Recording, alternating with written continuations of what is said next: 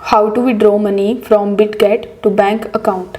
In order to do it, you first need to open your Bitget exchange, then tap on the Assets tab that would be in the bottom right hand corner of the screen.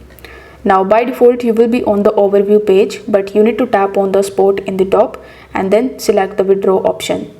Now once you landed on the withdraw option, by default you will be on the crypto section, but you just have to simply swipe to the left, or you can even tap on the fiat option. Here you will be able to see all of the fiat cryptocurrencies in which you can withdraw your money from Bitget to your bank account. So you need to tap on any of the fiat cryptocurrencies of your choice. Let's say for this video I have selected euro. So it has selected euro cryptocurrencies and redirected me over here in the fiat section. Now over here you need to make sure that you have binded your phone number with Bitget exchange and you have an ID verification for UK and EEA only, because this method will work for these countries. Once you are done, you need to tap on the next button in the bottom.